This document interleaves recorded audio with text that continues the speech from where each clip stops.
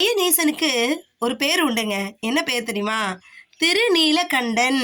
அது என்ன திருநீலகண்டன்?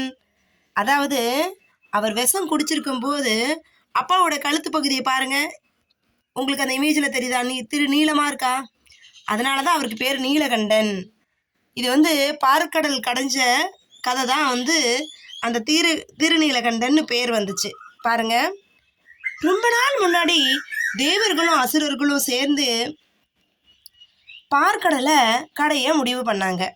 ஏன்னா கடலுக்குள்ள இருந்து அமிர்தம் வரும்னு சொன்னாங்க. அமிர்தம் குடிச்சா சாகவே மாட்டாங்களாம். மந்திரமலைய மத்தா வச்சு வாசகி பாம்பை கயிறா வச்சு கடலை கடைய ஆரம்பிச்சாங்க.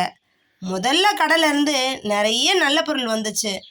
காமதேனு, ஐராவதம், லக்ஷ்மி தேவி எல்லாம் வந்தாங்க. ஆனா கடைசியா கடல்ல இருந்து ஒரு பயங்கரமான விஷம் வந்துச்சு. அதோட பேரு ஆழகால விஷம். அந்த விஷம் வந்த வேகத்துல உலகமே எரிய ஆரம்பிச்சிடுச்சு. தேவர்களும் அசுரர்களும் பயந்து ஓட ஆரம்பிச்சாங்க. இது குடிச்சா உலகமே அழிஞ்சிடுமோன்னு அழுதாங்க. எல்லாரும் ஓடி போய் சிவன் கிட்ட முறையிட்டாங்க. சாமி, எங்களை காப்பாத்துங்க அப்படின்னு கேட்டாங்க.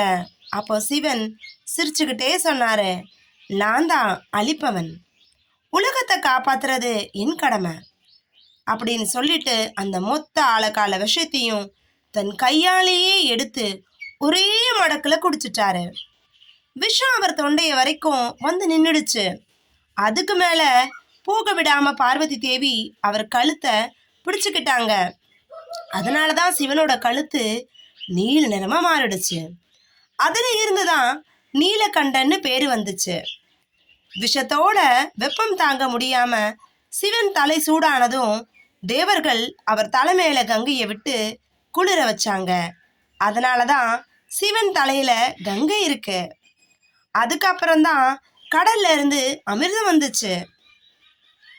இந்த கதையோட நீதி என்ன தெரியுமாங்க? உலகத்துக்காக தன்னையே தியாகம் பண்றது தான் உண்மையான தெய்வம். அதனாலதான் சிவன் கடவுள்களுக்கெல்லாம் கடவுள் மகாதேவன்னு சொல்றோம். நம சிவாய நம சிவாய நம சிவாயவே, நம சிவாய நம சிவாய நம சிவாயவே, சிவ நம சிவாயவே, நம சிவாய நம சிவாய நம சிவாயவே, நம சிவாய நம சிவாய நம சிவாயவே, சிவ நம சிவாயவே.